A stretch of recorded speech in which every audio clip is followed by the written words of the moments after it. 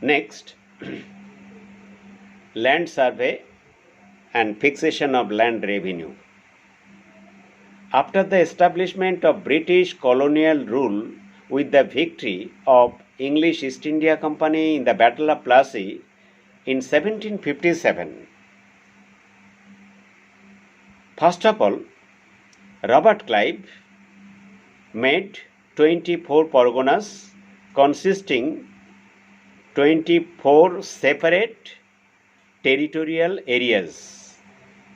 As after establishing 24 parganas, Robert Clive appointed an official named Frank Land in 1760 to survey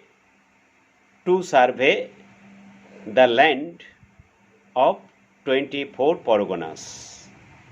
To survey the land of 24 parganas.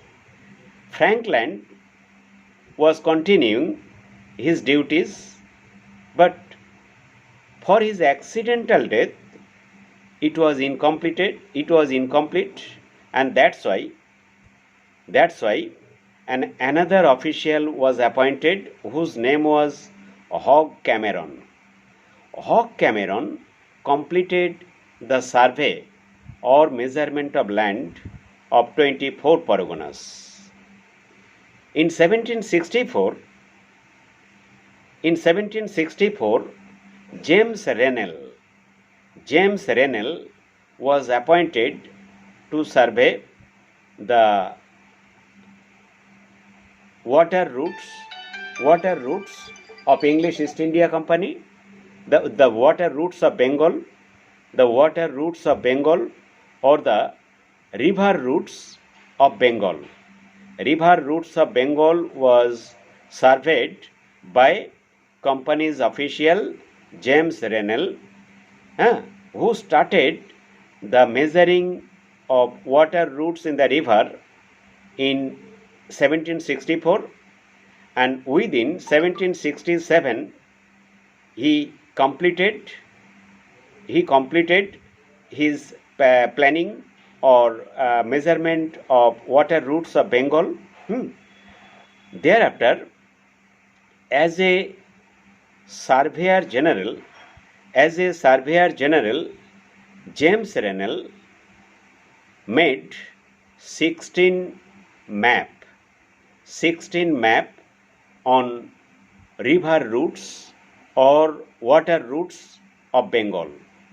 These 16 maps are now very helpful to know the early history of water transportation and the distance of various rivers and river routes. After the Battle of Buxar, in 1764, English East India Company appointed new land revenue settlement, that was Diwani right. Actually, the Diwani right was given by Mughal Emperor Bahadur Shah to Robert Clive.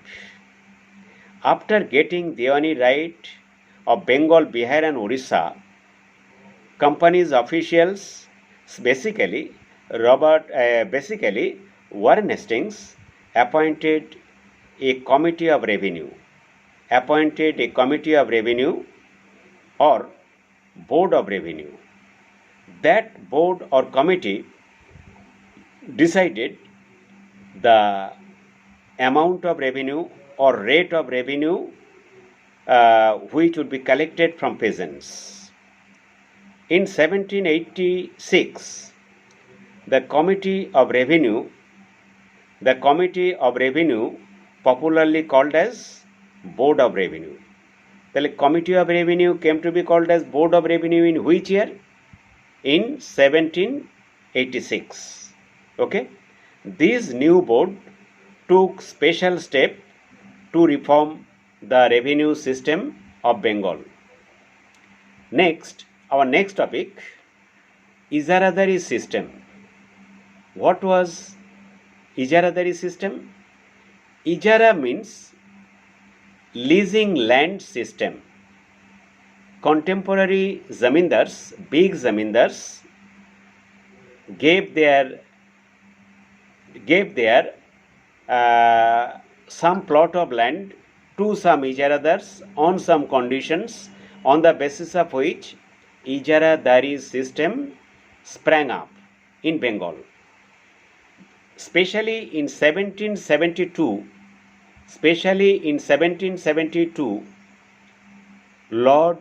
Warren Hastings appointed new land revenue system in which Ijaradari system was included. So, if there is any question, who was the founder of Ijaradari system in India, then you must say Warren Hastings introduced the Ijaradari system in Bengal. Ijaradari system or land leasing system became popular with the establishment of 5-year settlement of Lord Warren Hastings. 5-year settlement of Warren Hastings. 5-year settlement means land was given to so-called local zamindars only for 5 years on some specific conditions. If any zamindar is able to fulfill the terms and conditions of this newly introduced land revenue system, then and there that particular landholders would continue his land tenure. Otherwise, he must be evicted from his land. After Warren Hastings, Lord Cornwallis changed the 5-year settlement, and he also rectified the Ijaradari system in 1790. In that year, Cornwallis introduced 10-year settlement. That means 5-year settlement was extended to 10 years. That means zamindars who got zamindari right on some conditions, their period was fixed in 10 years only. After 10 years, they must lose their zamindari right, and that land and property should be handed over to the another new zamindar. Ultimately, the 10-year settlement of 1790 was transformed into permanent settlement in 1793. Permanent settlement was also called a kind of zamindari system. This system was introduced only in Bombay, only in Bengal, Bihar and Orissa.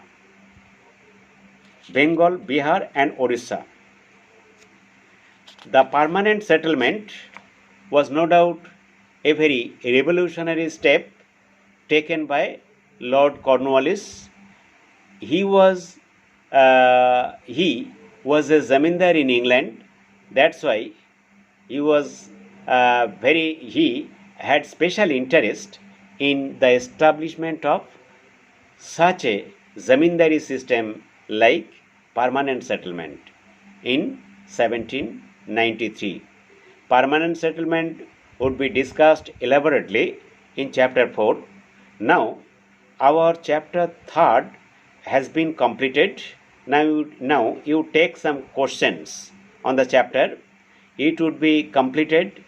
It would be written in your homework copy, and after, when the school will reopen, you must submit these homework in good handwriting, and these homeworks must be treated as your teacher's rating.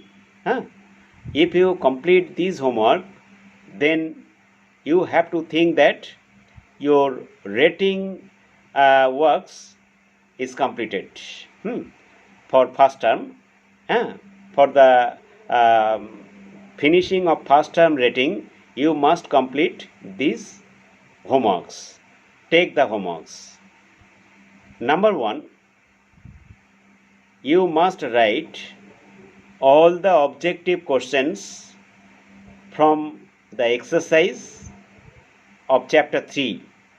All the objective questions contain 1 marks or 1 marks objective questions with answers must be written in your homework copy, which would be taken from the exercise of your textbook chapter 3. Number 2, you must write these homeworks for 2 marks. Number 1, what do you mean by presidency system?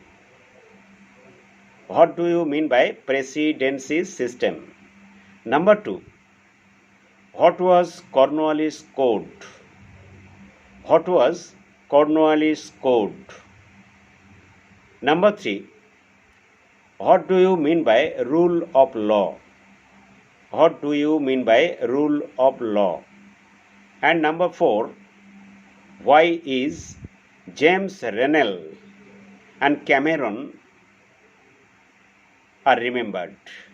James Rennell and Hawk Cameron are remembered. And 3 long answers.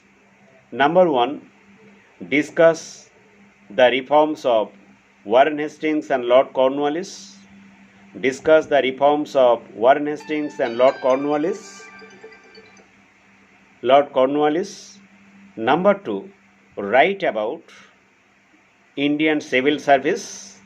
Write about Indian Civil Service. And number 3, give a brief idea on the education policy of British colonial rulers.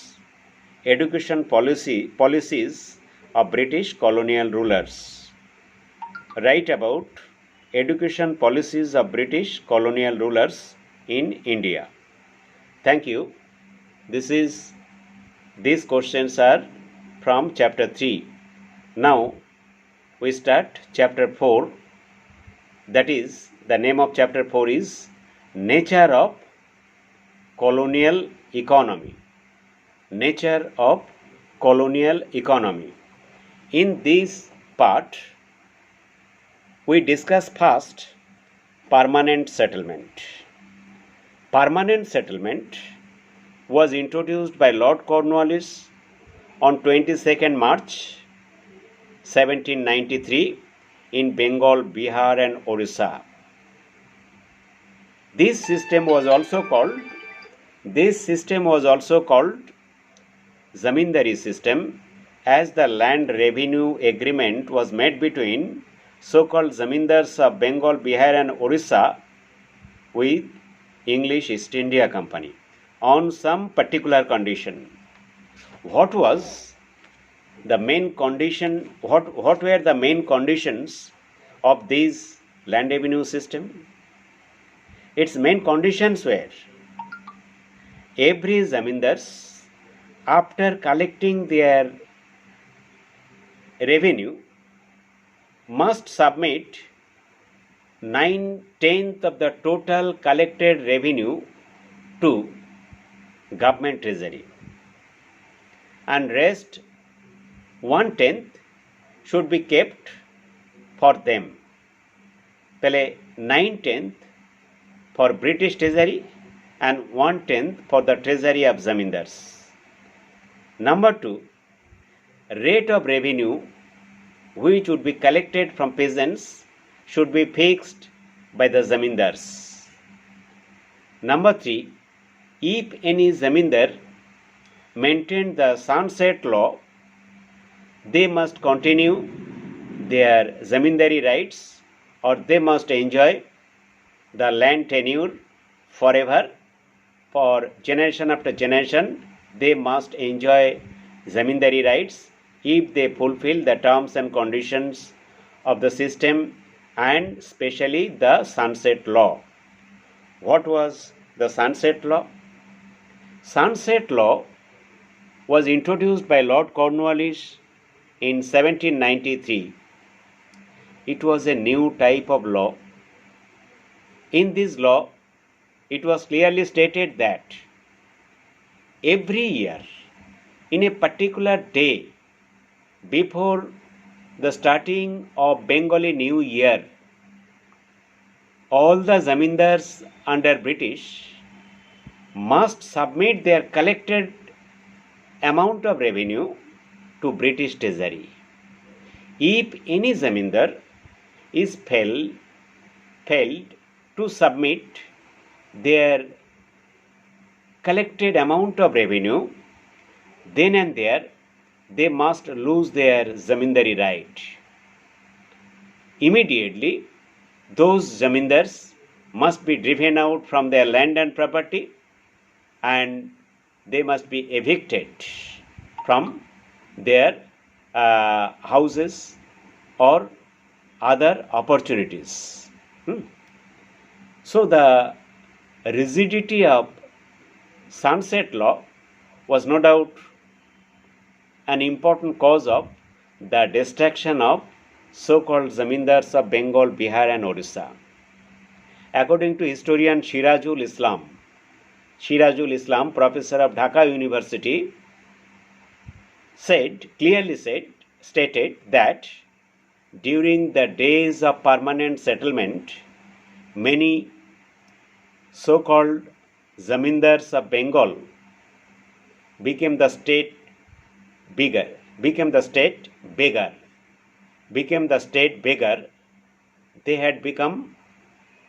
They had become bankrupted. ঠিক আছে?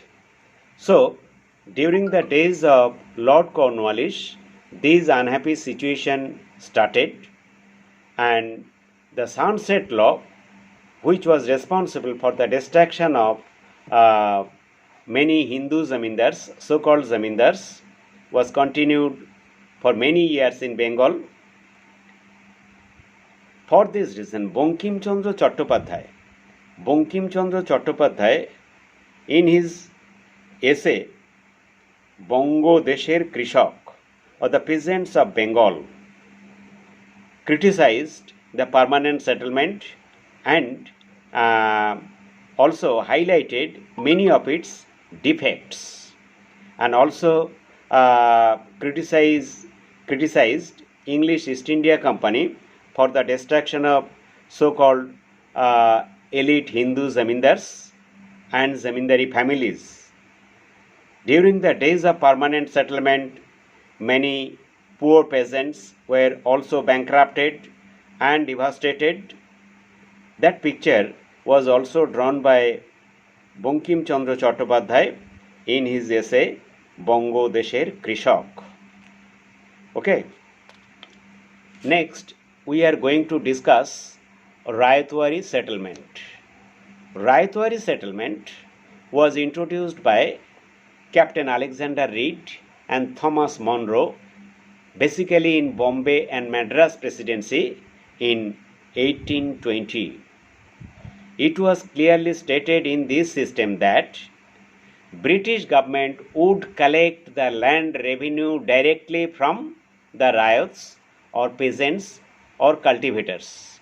There should not be any intermediate class or zamindars or British agents who will collect the revenue and deposit to the British Treasury. This system was introduced just to free the peasants from the torture or oppression of the intermediate classes. Unfortunately, the rate of revenue in this system was fixed in 35 to 45% of the total produces, and it was also said that after every 25 to 30 years, this rate of revenue would be reviewed. According to historians, in this system, peasants were not happy. That's why they started Deccan Riot in 1875 under the leadership of Kanglia. We would discuss the next page after few minutes later.